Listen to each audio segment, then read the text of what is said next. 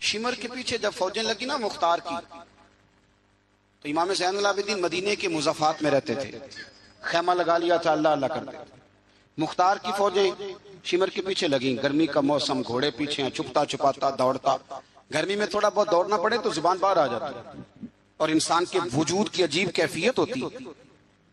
شمر ادھر آ گیا جہاں امام زین العابدین کا خیمہ تھا، اس نے دیکھا کہ ایک گھر ہے، چھپنے کی جگہ، دوڑ کے اندر داخل ہوا، امام مصلی پہ بیٹھے، یوں نظر اٹھائی، کیا شان ہے رسول کریم کے گھرانے، کیا انداز ہے گھرانے کا، یوں نظر اٹھائی، فرمایا پردیسی پانی پینا ہے؟ بند کرنے والا تھا پانی پینا ہے؟ کہنے لگا پینا ہے۔ شمر کہتے میں سمجھا کہ پہچانا نہیں امام زین العابدین، پہچانا نہیں، وقت بدل گیا، حالت بدل گئی، وہ تاج و تخت والے آج رسوا ہیں۔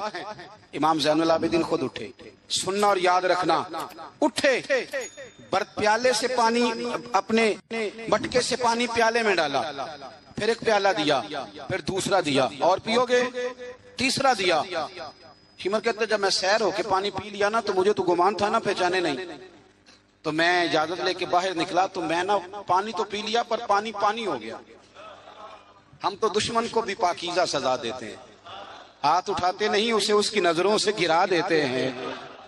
کہتے ہیں کہ پانی پانی ہو گیا، یار میں نے پانی بند کیا، پیاسے رکھا 3 دن اور مجھے پلا رہے ہیں، شرم آئی اور میں نے کہا مر تو اب جانا ہی ہے، تو زین العابدین سے سچی بات نہ کر لے۔ میں اندر گیا تو امام پھر گردن چکائے بیٹھے تھے، تو میں نے کہا زین العابدین شاید آپ نے پہچانا نہیں، تو امام صاحب نے نظریں اٹھائی تو آنکھوں میں آنسو تھے۔ فرمایا کیوں نہیں پہچانا؟ جب تو اندر داخل ہوا ہے تو مجھے 6 مہینے کا علی اصغر اسی وقت یاد آ گیا تھا، جب تو اندر آیا ہے تو میرے چچا کے کٹے ہوئے بازوؤں میں جو درد تھا اور میری پھوپھی کی آنکھوں میں جو آنسو تھے مجھے سارے یاد آئے تھے، اور وہ کہاں کربلا اور کہاں دمشق تم نے نیزے پہ لٹکا کے میرے باپ کا جو سار گلیوں میں گھمایا مجھے سارا یاد آیا تھا۔ شمر کہتا میں نے گھبرا کے کہا پھر پانی کیوں پلایا؟ کر پہچان گئے تھے تو پانی کیوں پلایا؟ کہتا یوں کر کے آنسو پوچھے امام نے، فرمانے لگے میری مجبوری ہے، میں ساقی کوثر کا نواسا ہوں، میری مجبوری ہے، مجھے پلانا تھا، میں مجبور ہوں، اس لیے کہ مصطفیٰ کا نواسا ہوں۔ انہوں نے ہمیں سکھایا ہے کہ جو پانی نہ دے اسے پیالے بھر بھر کے پلانا چاہیے۔ کدھر گیا میرا اور آپ کا کردار؟ چھوٹے چھوٹے دل، اتنی اتنی بات میں جھگڑا۔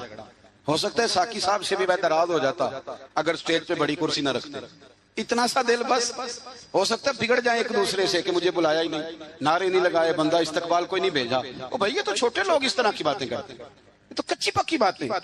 جو آدمی بڑا ہوتا ہے وہ استقبال سے بڑا نہیں ہوتا، جو بڑا ہوتا ہے وہ بڑی کرسی سے بڑا، جو بڑا ہوتا ہے وہ آگے بیٹھنے سے بڑا نہیں ہوتا، صدر صدر ہی ہوتا ہے، وہ جہاں بھی بیٹھ جائے وہ صدر ہی ہے۔ ان چکروں سے باہر آئیں۔ اہل بیت اطہار کا اسوہ نور، خوبصورتی، بات کو سمیٹنا ہے چونکہ وقت عشاء قریب ہے۔ کیوں نکلے امام حسین یزید کے خلاف؟ یزید تو جامع مسجد دمشق کا خطیب تھا، پتہ ہے آپ کو؟ چلیں اب پتہ چل گیا، داڑھی والا آدمی، علماء جانتے ہیں، جبہ پہنتا تھا بڑا شاندار، حج کے خطبے دیتا تھا، حج کے۔ ہمارے تو حکمرانوں کو سورت اخلاص نہیں آتی، پھر بھی آپ کہہ کے دیکھیں، وہ کہیں گے سب سے زیادہ مذہب کا پتہ ہی مجھے ہے۔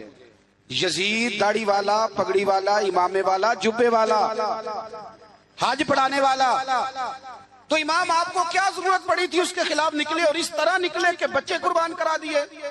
تو امام حسین کے سارے خطبے، سارے مدینے سے مکہ، مکہ سے مقام بیضا، وہاں سے کربلا، سارے خطبے، وہی خطبہ پھر دمشق میں امام زین العابدین کا، وہی پھر مدینے میں امام زین العابدین کا۔ امام حسین فرمانے لگے یزید اللہ کی حدوں کو توڑتا ہے، رب کے حلال کو حرام اور حرام کو، آپ کے ملک میں کہا نہیں جاتا کہ مولوی گنجائش نکالیں سود کے بارے میں؟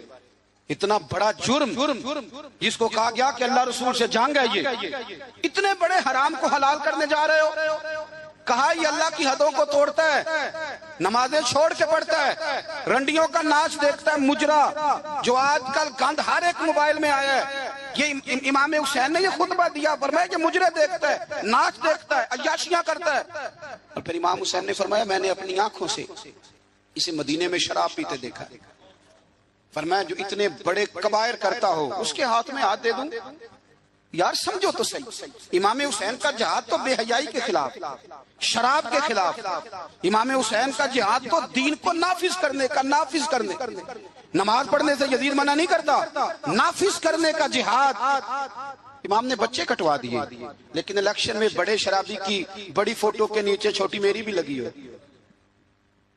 اور میں سب سے بڑا حسینی، سب سے بڑا، یرانے سارے شرابیوں سے، یزیدیوں سے، اور سب سے بڑا حسینی میں، سارا گند ملت کے جوانوں کے موبائلوں میں، لڑکیوں کے کالج کے آگے لڑکوں کا رش، اور بہت ساری بچیاں بیچاری پڑھنا چھوڑ گئیں، کالج چھوڑ گئیں، اس لیے کہ باپ نگرانی نہیں کر سکتا، ڈیوٹی نہیں دے سکتا۔ اور بھائی یہ سارے حسین کے ماننے والے ہیں، یہ امام علی مقام کے ماننے والے ہیں۔ یہاں اپنے ملک میں اپنی بیٹیاں محفوظ نہیں، ہندوؤں سے خطرہ ہے، یہاں سکھوں سے خطرہ ہے۔ او میرے عزیز یاد رکھ، اگر تو گند دیکھتا ہے، گند کو پروموٹ کرتا ہے، گند کی بات کرتا ہے اور اس بے حیائی کو فروغ دیتا ہے، تو قیامت والے دن امام حسین کا ہاتھ ہوگا، تیرا میرا گریبان ہوگا۔ حضرت علی اکبر میدان محشر میں کھڑا کر کے سوال کریں گے کہ میں نے بازو کٹوا دیے اور تیرے ہاتھ چلتے رہے گندگی کے لیے، اس کو پروموٹ کرتا رہا۔ حضرت علی اکبر سوال پوچھیں گے، نوجوانوں یاد رکھنا، نوجوان وہ نہیں ہوتا جو کہتا ہے کہ میں جدھر جاتا ہوں تو ادھر میں ہی میں ہوتا ہوں، مرضی سے سوتا ہوں، مرضی سے اٹھتا ہوں، مرضی سے کھاتا ہوں، 15 لڑکیوں کے میرے موبائل میں نمبر ہیں۔ یہ جوانی نہیں، یہ تو کمزوری ہے آپ کی، یہ تو نفس کی غلامی ہے۔ جوان تو وہ ہوتا ہے جتنا قد اونچا ہو اتنی نظریں جھکی ہوئی ہیں۔ جوان تو وہ ہوتا ہے جتنا زیادہ اللہ قوت دے، اپنے سارے معاملات کو، اپنی عقل کو، اپنی قوت کو وہ در رسول کا غلام بنا دے۔ محمد بن قاسم آئے یہاں لڑنے کے لیے، راجہ دہر سے مقابلہ، 17 سال کا نوجوان، کتنے سالوں کا بول کے بتائیں؟ 17.5 سالہ دا منڈا کی کر لیندہ ویسا، برگر کھانے کے علاوہ، گھر میں لڑائی کرنے کے علاوہ۔ اور یہ غلطی ہماری ہے، ہمارے ہاں کوئی بڑا نہیں ہوتا، جب بچہ ہوتا ہے تو کہتے ہیں ابھی بچہ ہے، اس لیے غصہ کرتا ہے، اور جوان ہو جائے تو کہتے ہیں خون گرم ہے، بوڑھا ہو جائے تو کہتے ہیں انہیں پتہ ہی نہیں لگتا۔ تے سیانے ہونے دی کیڑی عمر ہے جی، وہ بھی بتا دیں، اس کا بھی کوئی بہانہ بتائیں، کب سمجھدار ہوگا؟ 17 سال کا نوجوان، عشق لگا سی کھیڈاں کھیڈ دی، تو پھر کھیڈاں بھول گئیاں، کجل پایا سی یار دے ویکھنے نوں، پھر او دی یاد وچ روندیاں ہی ڈول گئیاں۔ حیدر شاہ اس گلی کدے نہ رول دی، پر ہن تے رول گئیاں۔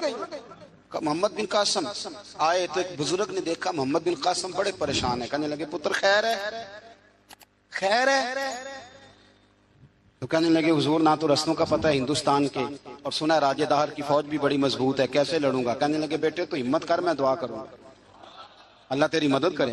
چند دنوں کے بعد وہ بزرگ پھر ملے تو محمد بن قاسم بڑے حشاش بشاش، تو بزرگ کہنے لگے آج بڑے حشاش بشاش ہو، خیریت ہے؟ محمد بن قاسم کہنے لگے حضور مجھے پتہ چل گیا ہے، 2 سے 2.5 گھنٹے لڑے گا راجہ دہر پھر بھاگ جائے گا، اس سے زیادہ میرے مقابلے میں ٹھہرے گا نہیں۔ کہا کیوں؟ کہنے لگے میں نے پتہ کرایا ہے وہ نظر کا گندہ ہے، میں نے معلومات کرائی ہیں، اس کی تو پھپھی کی، ماموں کی، خالہ کی، چچا کی بیٹی اس کی گندی نظر سے محفوظ نہیں، جن کے پیٹوں میں رزق حرام ہو اور آنکھوں میں بے حیائی ہو، وہ کبھی کسی میدان میں کھڑے نہیں رہ سکتے، 2 گھنٹے سے زیادہ کھڑا نہیں رہے گا۔ کہنے لگا حضور میں 17 سال کا نوجوان ہوں، یا میں نے کعبہ دیکھا ہے یا قرآن دیکھا ہے، اور جب دل زیادہ للچاتا ہے تو مصطفیٰ کی قبر انور کو دیکھا کرتا ہے۔ ہم نے باحیا زندگی رکھی ہوئی ہے اپنے مزاجوں میں۔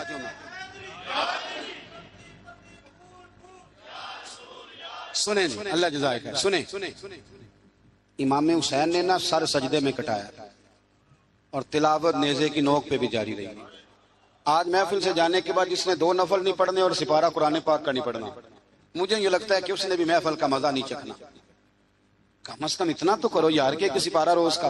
حضرت عبداللہ ابن زبیر امام حسین کی شہادت پر تقریر کر رہے تھے اور فرما رہے تھے تم نے کوفیوں ظالموں اس کو شہید کر دیا جو 3 دن سے پہلے قرآن پاک ختم کیا کرتے تھے، اور میں جب بھی دن میں انہیں ملتا تھا انہوں نے روزہ رکھا ہوا ہوتا۔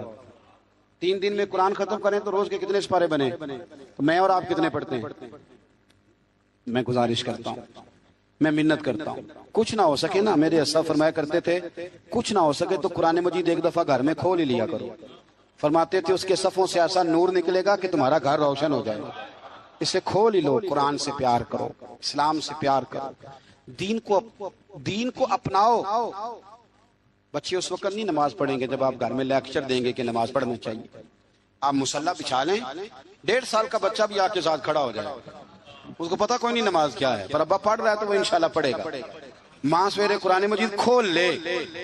3 سال کی بیٹی جس کو کچھ نہیں آتا وہ بھی سقاف لے کے نا اور سپارہ لے کے الف با تا سا پڑھے گی. او میرے بھائی, پھر وہ جب 3 سال کی بیٹی اپنے باپ کے لیے ہاتھ اٹھا کے دعا مانگے گی نا, تو مجھے لگتا ہے اللہ رحمتوں کے سارے دروازے کھول دے گا. اس لیے اپنی زندگی کو سجائیں, سنواریں. محبتیں تقاضا کرتی ہیں کہ محبوب کو تحفے دیے جائیں. محبتیں تقاضا کرتی ہیں کہ محبوب کے لیے قربانی دی جائے. وہ عاشق جھوٹا ہوتا ہے جو محبت تو کرتا ہے قربانی کوئی نہیں دیتا. وہ ناکام عاشق ہوتا ہے جو محبت تو کرتا ہے پر محبوب کے لیے کوئی تکلیف برداشت نہیں کرتا. میرے رسول کریم علیہ السلام نے نا, ہمارے ہاں لوگ سمجھتے ہیں جی میں لاڈلا ہوں. جی بھئی کیا مطلب؟ کہتے ہیں میں لاڈلا ہوں, مجھ سے پیار بڑا کرتے ہیں. آپ کو پتہ ہے لاڈلا کون ہوتا ہے؟ نبی پاک صلی اللہ علیہ وسلم نے فرمایا میں اپنے رب کا سب سے زیادہ محبوب ہوں اور سب سے زیادہ تکلیفیں بھی مجھے ہی آئی ہیں. لاڈلا اس کو کہتے ہیں جس کو آنکھوں پہ بٹھایا جائے, کہ لاڈلا تو وہ ہوتا ہے جسے تکلیف سہنی پڑتی, جو آزمائش میں ہوتا ہے, جو اذیت میں ہوتا ہے, وہ لاڈلا ہوتا ہے. حضور فرمانے سنو میری بات کو, اس کو سمجھو. فرمایا میں اللہ کا سب سے زیادہ محبوب ہوں اور سب سے زیادہ تکلیفیں بھی مجھے آئی ہیں, اس لیے کہ میں اس کا محبوب ہوں. بھائی یہ محبت کا رستہ ہے. اگر آپ لاڈلے ہیں تو بتاؤ پھر اذیت کتنی اٹھائی, اگر آپ لاڈلے ہیں تو تکلیف کتنی برداشت کی. جتنے لاڈلے ہیں حضرت آدم سے لے کر میرے محبوب تک, سب نے تکلیفیں اٹھائیں. حضور کے صحابہ نے بڑے غم سہے, زخم پہ زخم کھا کے جی, خونے جگر کے گھونٹ پی, آہ نہ کر لبوں کو سی, یہ عشق ہے کوئی دل لگی نہیں. ہمارے ہاں نا لوگ سمجھتے ہیں بس موج لگ جائے گی لاڈلا بن جاؤں گا. بھائی یاری تیری سونا پر ازمیشاں بھی تیریاں آگ, اے سونا پرکھیا جامدائی پہلو نہ لگاں دے لگ. آپ سمجھ لیں اس بات کو کہ یہ سراسر لاڈلا ہونے کا معنی سراسر امتحان ہے. نبی کریم صلی اللہ علیہ وسلم کی اہل بیت رب کریم کے بڑے محبوب ہیں اور نبی پاک کے بڑے لاڈلے ہیں, اور حضور کے جتنے بھی لاڈلے تھے وہ سارے آزمائشوں میں. سارے لاڈلا وہ پیر صاحب کا بیٹا ہوتا ہے جو کرتا کراتا کچھ نہیں, مادرزاد ولی ہے جی, لاڈلا ہے. مطلب کیا کہتے ہیں, یہ کچھ بھی نہیں کرتا. 4-5 بندے ہوتے ہیں جو اس کے جوتے اٹھاتے ہیں, ٹیشو پکڑتے ہیں, آگے پیچھے دوڑتے ہیں. یہ لاڈلا ہے. لاڈلا تو وہ ہے جس کو درد ہو, جس کو آزمائش ہو, جس کو تکلیف ہو, جو نکلا ہوا ہو, جو کچھ کر رہا. نبی پاک علیہ السلام کے اہل بیت لاڈلے. سیدہ عائشہ صدیقہ فرمایا کرتی تھی حضور کی ازواج میں سے حضور کو سب سے زیادہ پیار سیدہ خدیجہ الکبریٰ کے ساتھ تھا. سیدہ خدیجہ الکبریٰ رضی اللہ تعالیٰ عنہ مومنوں کی مائیں ہیں. حضور علیہ السلام سے نکاح ہونے سے پہلے وہ مکے کی ملکہ شمار ہوتی تھی. سونا ہے, چاندی ہے, تجارت ہے, کاروبار ہے, گھر ہے, ہر چیز. آپ فرماتی ہیں 20 کنیزیں میرے پاس ہوتی تھی, میں نے کبھی پانی کا پیالہ بھی اٹھ کے نہیں پیا تھا. اور پھر میں لاڈلی ہو گئی نبی پاک کی, پھر لاڈلی ہو گئی. پھر حضور کی نظر کرم مجھ پر پڑی, پھر محبوب کریم علیہ السلام نے مجھے قبول فرمایا, اور پھر رنگ کیا بنا. ظہر کے وقت ابن اسحاق کہتے ہیں ظہر کے وقت نبی کریم کی بارگاہ میں ساری دولت, ساری کنیزیں, سارے غلام حضرت خدیجہ نے دیے. ظہر کے وقت عصر سے پہلے پہلے میرے نبی نے سارا کچھ تقسیم فرما دیا. یہ بطور مثال بیان کرتے ہیں, فرماتے ہیں یوں سمجھو کہ ظہر کے وقت دیے اور عصر سے پہلے پہلے حضور نے بانٹ دیے. وہ بی بی جس نے کبھی بھی پانی کا پیالہ نہیں پیا تھا, پھر وہ گھر میں جھاڑو دیتی, پھر وہ چولہے میں آگ جلاتی, اور پھر وہ خاتون. دیکھیں نا, بندہ غریب سے امیر ہو جائے تو گزارا ہو جاتا ہے, اور امیر سے غریب ہونا پڑ جائے بڑی مشکل ہوتی.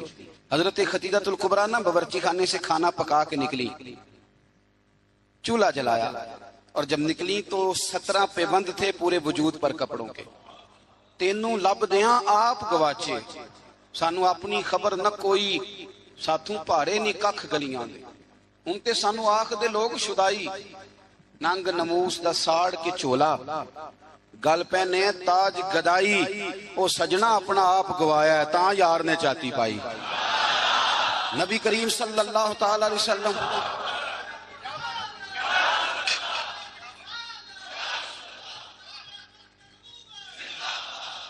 سنیں حضرت خدیجہ نا کھانا پکا کے نکلی نبی پاک کے لیے. پرانا دوپٹہ، پیوند لگے کپڑے، ہاتھ کام کیا ہے تو ان پہ تھوڑی سی مٹی بھی لگ گئی.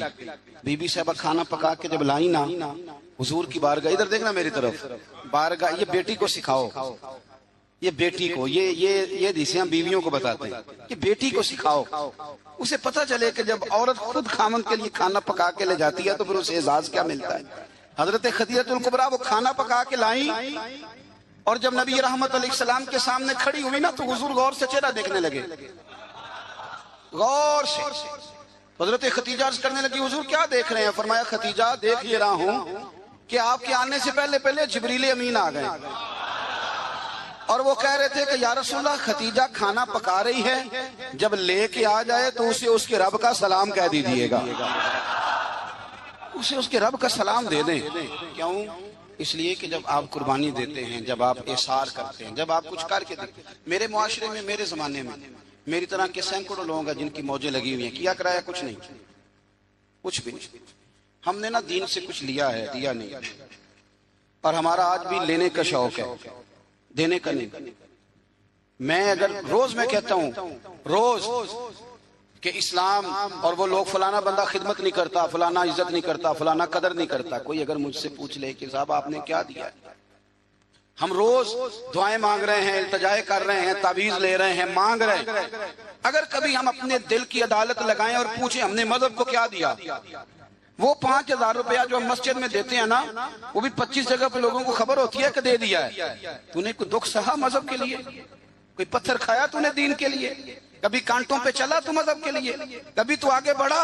دین نبی دا بانگ یتیمہ رووے تے کرلاوے تے آکھے میں کتھوں لباں عمر بہادر جیڑا مینوں سینے لاوے.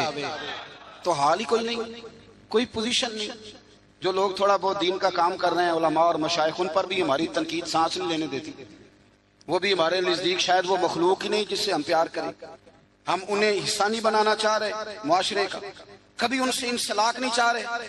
دوستو مذہب کو تو ضرورت ہے. میں سینکڑوں ایسے لوگوں کو جانتا ہوں جن کی بغل میں P H D, M Phil, M S C کی ڈگریاں ہیں، پر دین کی الف بات آسا کو نہیں جانتے. اور ہم کیا کر رہے ہیں؟ میری طرح کے بندے تقریریں کر رہے ہیں، وہ کہہ رہے ہیں لوگوں کو دیکھو جی قوم کتنی خراب ہو گئی، لوگوں کو جنازہ نہیں آتا. اگر کو مجھ کو کھڑا کر کے پوچھ لے کہ آپ نے کتنوں کو یاد کرایا، اس کا کیا جواب ہے میرے پاس؟ لوگوں کو جی دعائے قنوت نہیں آتی تو بھئی آپ نے کتنوں کو یاد کرائی؟ بتائیے کتنوں کو آپ نے مغرب کے وقت، عشاء وقت بلا کے کہا بھائی ادھر آؤ؟ ہمارے ایک بزرگ تھے تو ان سے کسی نے کہا حضور دین کی تبلیغ کس طرح کرنی چاہیے؟ بندہ سادہ تھا، فرمانے لگے تجھے علمی ماحول میں نہیں سمجھاؤں گا، تیری زبان میں سمجھاؤں گا. دین کی دعوت، دین کا پیغام، دین کی تبلیغ کیسے کرنی چاہیے؟ فرمانے لگے کم از کم اسی طرح کر لیا کرو جس طرح کسی سے ادھار پیسے لیتے ہو.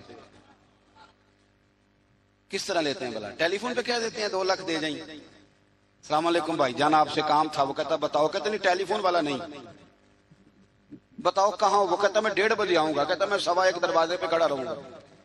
پھر اس کے گھر پہنچ جاتا ہے، پھر جا کے اس دکھ سے اپنی کہانی سناتا ہے کہ شاید سامنے والا رو ہی پڑے. اور اکیلے میں ایسے ہوتا ہے کہ نہیں؟ چلو نہ ہی کر دو، مجھے پتا چلے کہ ہوتا ہے کہ نہیں. اس دکھ سے داستان سنائے گا کہ روئی پڑے وہ، اور پھر قسمیں اٹھائے گا کہ بندہ بڑا اچھا ہوں، واپس بھی ٹائم پہ کر دوں گا. جب اپنے حق میں قائل کرنا ہو تو اس کے پاس درجنوں طریقے، اور اگر اللہ رسول کے حق میں قائل کرنا ہو پھر پتہ کیسے تبلیغ ہوتی ہے؟ دروازے پہ ایک بندہ کھڑا ہے، یہ نماز پڑھنے آ رہا ہے تو اس کو کہتا ہے وہ پڑھ لے کر نماز دینے پیسے کتنے کھڑنے نہیں، یہ دعوت دے رہا ہے نماز کی. وہ کیا کہتا ہے؟ کہتا جا تو اپنی قبریں پہنا ہے، میں اپنی قبریں پہنا.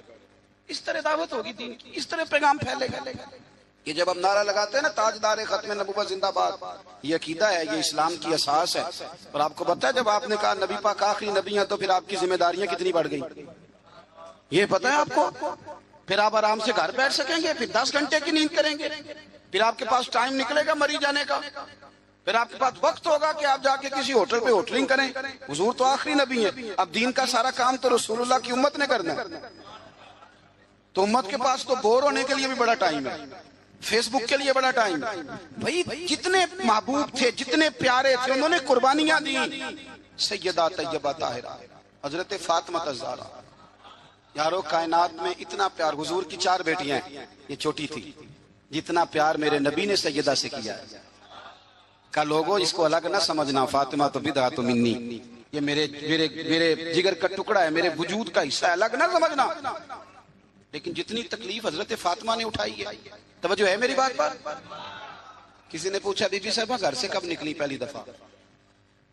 کب نکلنا پڑا؟ تو حضرت فاطمہ رو پڑی، فرمانے لگی میری والدہ وصال کر گئی تھی، جناب ابو طالب کا انتقال ہو گیا، مجھے کسی نے آ کے خبر دی کہ فاطمہ حضور حرم کعبہ میں سجدے میں تھے اور کفار نے اونٹ کی وزنی اوجڑی، اونٹ کی اوجڑی وزنی ہوتی ہے، وہ لا کے حضور کے کندھے پہ رکھ دی ہے، مولا علی بھی مکے میں موجود نہیں، جناب صدیق اکبر بھی نہیں، تو فاطمہ چلو ذرا۔ تو حضرت فاطمہ کہتی ہیں چھوٹی سی عمر میں دوپٹہ اوڑھ کے، گویا برقع پہن کے میں گئی، اور فرماتی ہیں پھر جا کے میں نے رسول کریم کے سر اقدس سے اوجڑی اتاری۔ یہ شہزادی ہیں، یہ کائنات کی مالکہ ہیں، یہ جنتی عورتوں کی سردار ہیں، پر ان کی آزمائش تو دیکھو۔ فرماتی ہیں میں نے وہ اوجڑی اتاری، پھر حضور کو انگلی تھام کے میں لائی آب زمزم کے کنویں پر، پھر میں نے رسول کریم صلی اللہ تعالی علیہ وسلم کے سر اقدس پر زلفوں پر پانی ڈالا، پھر میں نے دھویا۔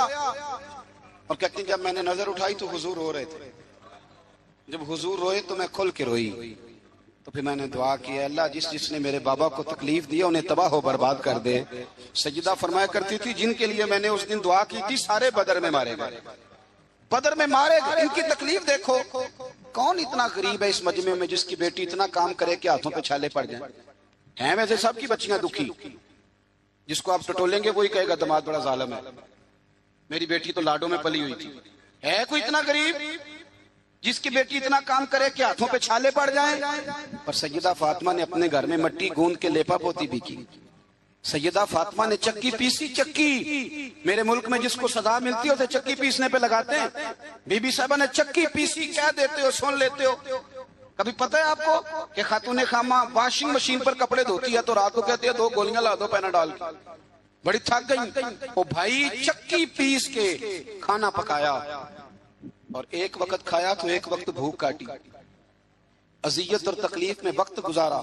حضرت مولا علی کا جب نکاح ہوا تو اپنا مکان کوئی نہیں تھا، مسجد میں سوتے تھے، حضرت حارثہ بن نعمان کا مکان محبوب نے لے کر دیا، اس میں وقت گزارا، تکلیفیں ہیں، آزمائشیں ہیں، لیکن جب دین کو کچھ دینے کی باری آتی ہے، حضرت سیدنا سلمان فارسی فرماتے ہیں نبی کریم علیہ السلام کے پاس مہمان آیا تو حضور علیہ السلام نے فرمایا میرے گھر میں ظاہری طور پر کچھ نہیں، جاؤ کہیں سے پتہ کرو۔ جناب سلمان فارسی فرماتے ہیں میں حضرت علی کے دروازے سے گزرا تو مولا علی پوچھنے لگے خیریت ہے؟ میں نے کہا مہمان آیا ہے۔ توجہ ہے میری بات پر؟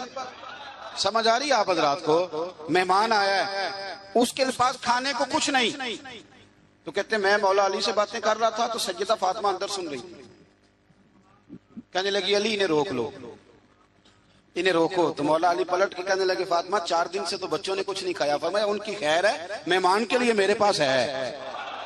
وَيُكْسِرُونَ عَلَىٰ أَنفُسِهِمْ وَلَوْ كَانَ بِهِمْ خَصَاصَةٌ، ان کے لیے میرے پاس ہے۔ کہا کیا؟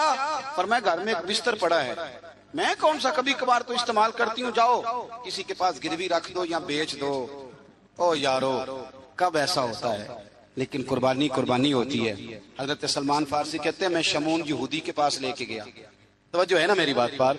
میں نے کہا یہ گروی رکھ لو یا خرید لو اور ہمیں ایک مہمان کے لیے 3 وقت کا کھانا دے دو۔ تو کہتے ہیں وہ خوشبو سونگ کے کہنے لگا کہاں سے آیا ہے؟ میں نے کہا مولا علی کے گھر سے۔ کہتے ہیں وہ دوڑ کے اندر گیا، پھر آیا، پھر گیا، پھر آیا، تیسری دفعہ واپس آیا تو اس کے ہاتھ میں کچھ صفحے تھے۔ میں نے کہا یہ کیا ہے؟ کہنے لگا میں نے تورات میں پڑھا تھا کہ محمد صلی اللہ علیہ وسلم اور اصحاب محمد آخری محبوب کا طریقہ یہ ہوگا، ان کے غلاموں کا طریقہ یہ ہوگا کہ وہ اپنی جان پر بوجھ برداشت کر کے بھی غیروں کی مدد کریں گے۔ میں نے ساری نشانیاں دیکھ لی تھی، آج یہ نشانی بھی پوری ہو گئی۔ سودا بھی لے جا، کمبل بھی لے جا اور مجھے بھی لے جا تاکہ جا کے میں مصطفیٰ کا کلمہ پڑھ لوں، حضور کا غلام ہو جاؤں۔ بھائی قربانی، اظہار، کچھ دینا، دین کے لیے کچھ کرنا، اپنی خدمات کو پیش کرنا، اور